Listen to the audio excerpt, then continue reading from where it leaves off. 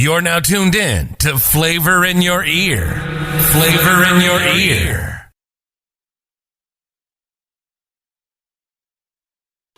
So it sounds like, first of all, I love how you able to speak about your experiences as, growing up, because I'll be a little transparent here. I got a daughter too. She's like at a teenage age right now. She's battling with her mom. I'm over here in Italy. They like in Chicago. She's battling with her mom. She left home with her grandma. Sound like you, right? She got a little boy. She got a little boyfriend and all that stuff like that. And she just on this path of just thinking that, I don't know. I feel like she thinks she know all the answers. And as you can see, I'm real down to earth. I ain't been in the military, and I know we spoke about how the military is a machine, but I'm still myself. I'm one of the rare few people that I got in. I know what I want to do, what I want to get out of it, but I'm still me. I still got my morals. I'm still myself. You know what I'm saying? A lot of people, you've been in, so a lot of people might change. I ain't no asshole. I'm not, I ain't no narcissist. This military success or sustainment don't have me feeling like I'm on a high horse or I'm better than where I came from. So I'm different. I'm different. And I know it's not the fact with everybody.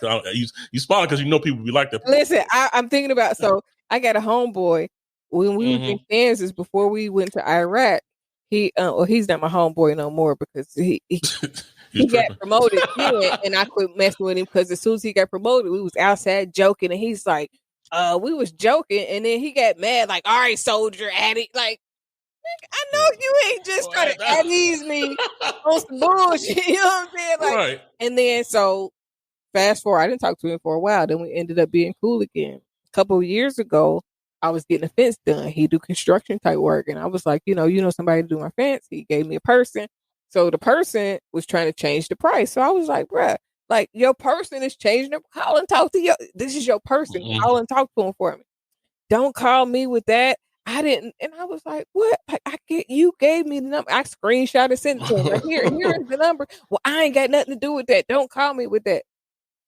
Acting brand new. I was like, you know what? You ain't never got to worry about it again. I'll never call you again. And then he went off the deep end, and I was like, for real? Like that's how you acting? All right. Yes. Being in something like that. Sometimes you meet some people that you probably keep in contact with to this day. And sometimes the people be like, yeah, all right. Once you out of the military, because I don't regret the military. They did it's a means to make a way for me. I take what I can get out of it. And some stuff I'm never probably gonna conform to the machine. That's just me as a person, right? But I'm not gonna sit there. My biggest thing is my relationships with people. Like I'm not gonna fuck over somebody else, to make myself look good. I never been that the same way like you said when you was growing up. I hate people that like bully or try to make. Oh, I'm so better in my life, so you so small down there. I hate people. I passionately hate people like that. Right. I hate it because we all live in life, right? And you never going to be on top. Even rappers are not on top forever. Nobody going to be on top forever. So acting like, because even in the military, you serve 20, 25 years, you gone. They're not going to keep you forever. They don't look at you like you something special. Once you ain't got that link on. Right. So you're not like, you can give 25 years of your life. Once you in, you could be the shit. But then once you leave, you back to with the same people who might have got out that that you mess around with. So this is my life lesson. So I'm just being transparent there. So when I hear you talk about growing up with the issues and things like that, and I ain't gonna say issues, but it's just life experiences with your mom and stuff like that, and making those decisions that, like, I know you and my daughter are like probably like super different age. She about to graduate from high school this year, but the good thing about it, if she listens to this or not, she'll know that everybody's life experiences, is the same. Like she's probably living something similar to, her mom ain't going to blows and nothing like that. But, it's similar situation where she went to live with her grandma and thought she knew what she was doing, got a little boyfriend, don't fuck with me, don't fuck with her mother, something like that. So it's just, I like to have these conversations because younger people need to understand that life is a repetitive cycle, right? Like, it is.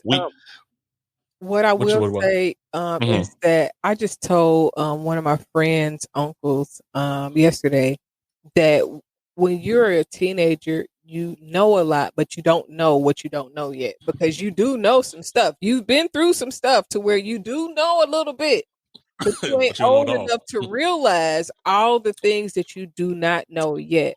So if your daughter was listening to this, what I would tell your daughter is take those lessons, those experiences as lessons, and use those to build her own character, how she wants to be with her children, how she wants to be perceived as a person, because sometimes we are simply misunderstood, and the way that society makes us, between society and traditions, make us feel like we have to be a certain type of way, and if you're not that way, then something is wrong with you.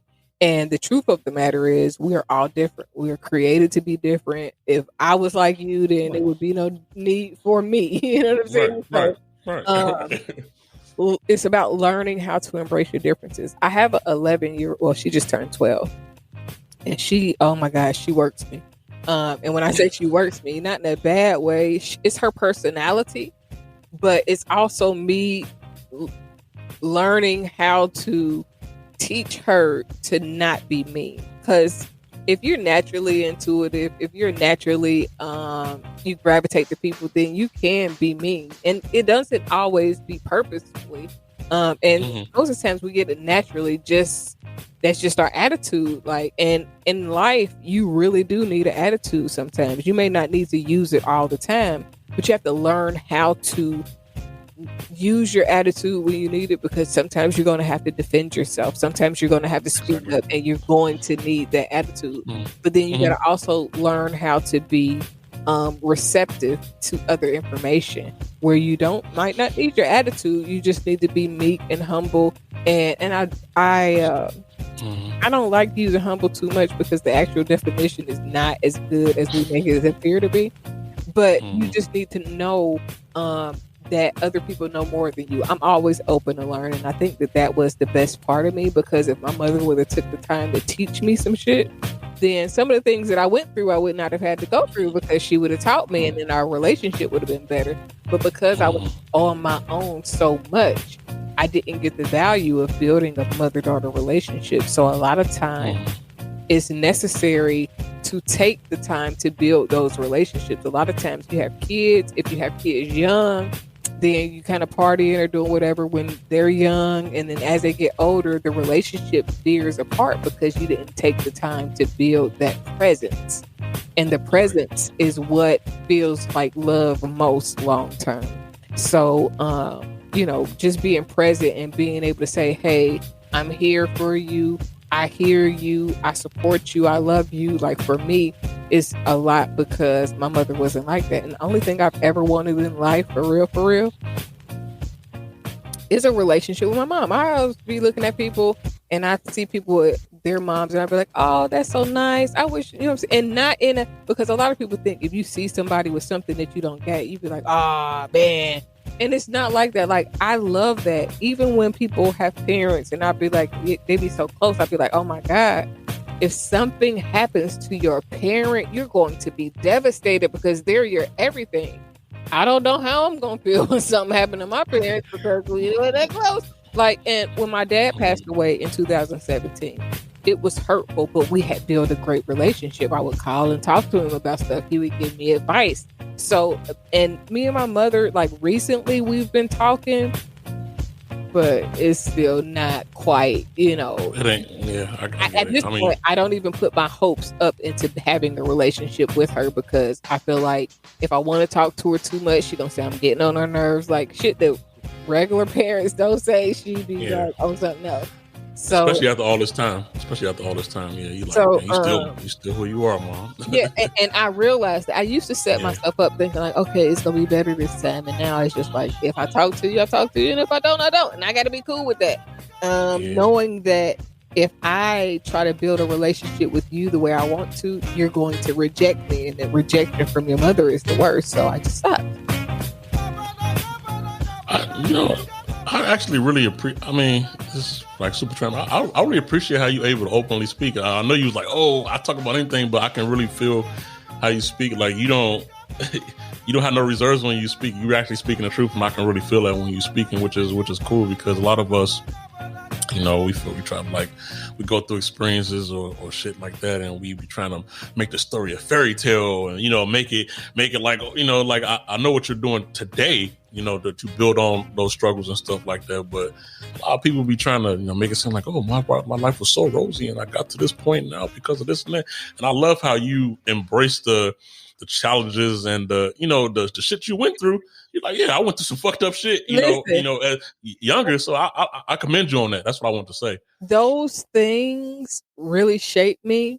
But because I have not always been like this. I used to be a little bit scared about what people would say. When I first started sharing my story in like 2013, 14 on Instagram, I shut down my whole Facebook. I had I didn't shut it down, but I deleted the app so that I wouldn't push anything over there because that's where all my family was. So I know if I post over here, they're going to judge. Yeah. So then even when I would post, it would be uncomfortable because I would post something good happen and then my phone start ringing like, y'all don't call me on the regular. Why you calling me now? Don't call me now. And so Mace used to always say, act like who you gonna act, how you gonna act when you get there, because they'll never be able to say that you changed. So I already start setting up a precedence. If I don't fool with y'all now, then don't try to start fooling. So I started deleting people off my Facebook. So now I post on Facebook, but I was deleting folks like, you just here to just be looking. You ain't liking nothing. I go on Facebook. I'm liking everybody's everything. You can post a damn dog running and chasing his tail. I'm liking it just because, like, why not? Like, that's what it's for. But I hadn't always been this transparent to the point of really talking about it like that. Because my family is very secretive. They're very defensive. My cousin wanted to sue me after she read my book, like she said she would, but I didn't use nobody's names just for that purpose.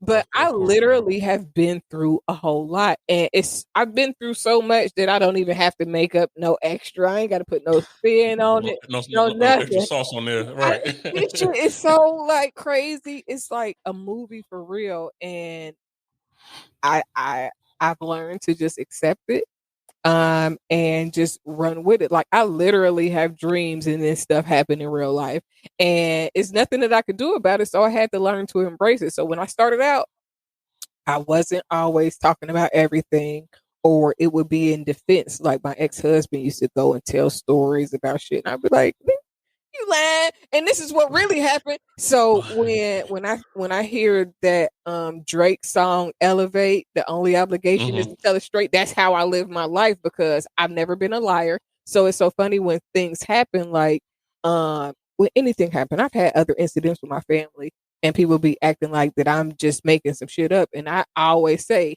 have you ever known me to be a liar? If anything, I tell the truth so much that people don't like it because I be telling shit that I ain't supposed to say. And so that really takes me a lot further, because I don't have no reason to hide anything now. Like I've lived it, and I actually have an episode on Speaking Freedom TV that specifically states transparency will save you from so much things, because a lot of people think that if they know something about you, they can use it against you when they feel like it. But if you already talk about everything, then shit, what the hell your ass gonna say that I ain't already said? Nothing. Right? Nothing. Nothing. You can't say nothing on it. And it was so funny because when I started, I was dating a guy, and he was in the middle of getting a separation. And it was somebody that I dated before. But people thought that they had to low down, like, oh, she messed with this man and da da da da. And it was like, I had already talked about it. Like the dude was trying to be in the videos and stuff. And I'd be like, bruh, chill out. Like, I don't even fool with you like that. Like, I wouldn't even mess with you for real like that. It's just something to do. What are you doing? And but people thought that they had a one up, and they was trying to, I'm going to share this tea. No, everybody already know about me because I'm upfront about everything. Like my first book is an autobiography about my life written in third person. What else? Where do I go from here? I can't. Ain't no drawing back now. I didn't talk about sex. I didn't talk about all type of stuff in this book. So, man, so you got. Yeah, I can't. I'm gonna have to probably wait a follow up episode with you. I like your energy. I like your energy. I like your transparency. I love it.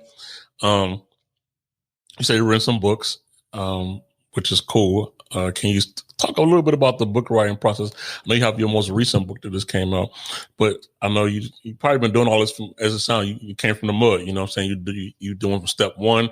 You didn't skip any steps in the process. So when you write a book or when you share a story like that with an audience that you don't know, can you just kind of explain a little bit about that experience and what your most current book is about, or just your books in general? So my very first book, again, is an autobiography, and I started writing that when I was coming after I came back from Iraq. So I would be on CQ duty, rear D, they got you on some bullshit. So I was on CQ duty. I had come back for my knee that I had surgery on, so they sent me back for that. So I was getting a discharge, and I started writing it there, and I was just kind of playing around with the, writing about what happened in Iraq and all of those things. And I was just like, my story is too full to just sit on it. And that process, it happened like over time. Like the way that I write books specifically is like I have to live out parts of the book in order to write it. So I started the book in 2004. In like January, February, when I first got out the military. I mean, when I first came back from Iraq and in between getting out. When I got out the military, I was still trying to do it, but I was kind of like all over the place. I couldn't really hone into it. And then in 2005, I wrote the end of the book. And when I got to writing the end of the book, everything else just filled itself out. So my first book, I'm showing you this book, but they can't see it. They can't see it, but they can hear it though. This first book is my time. It actually, I started from the back and then I filled it in, and it goes along the places I stayed growing up because my memory works in pivots. So major change, I can click into that. And then so in the book, about the author in the book, it talks about a series of books to come. I wrote that so long ago, and I did have other books that I wanted to talk about. Well, recently I published a faith collection book. Okay, so it didn't start with the faith collection. I actually had a lot of titles that I wanted to work on. And after I got divorced, I felt lost and I was trying to find myself again. And I used to just sit around like, man, I felt like I was losing. I was got 100%. I'm like not really losing, but my life has just changed. I got 2 kids. I got this I'm in a new house, but it's not fully furnished. You know what I'm saying? Like I'm in the struggle of starting over. And I used to be just sitting talking. I'd be like, man, I got a theory. I think that when this happened, it's a trickle effect. And the result is this. And every day for a few weeks, I would just be like, man, I think I got enough theory. And I was just writing down these theories. And then I kept on saying, okay, this is going to be a book. It's got to be a book. And the book ended up being Spiritual Human Behavior. It took me 8 years to write Spiritual Human Behavior. The way that these books, that particular book worked out is that I was writing it as I went along, but I can't write a book until I get to the end. And then I have to kind of live out what I'm writing about in order for me to be able to write it. So I wrote Spiritual Human Behavior over a course of time. But within that, I wrote the faith books. And in the faith books, when I write books, I generally just have an outline because it's something that I've learned so deeply to where if you bring up the topic, boom, boom, boom, boom, boom, it just come out. So I recorded 4 faith books, and it's really my journey through faith, but it's also a journey of self-discovery. And then it kind of helps you to hone in on manifesting, setting your intentions, what you want to accomplish.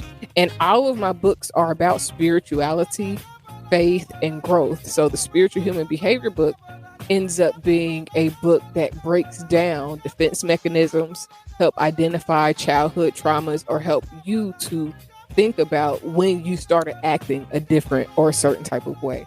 And then it also tells you kind of how to redirect that energy and focus it on a purpose, because we are all gifted and talented.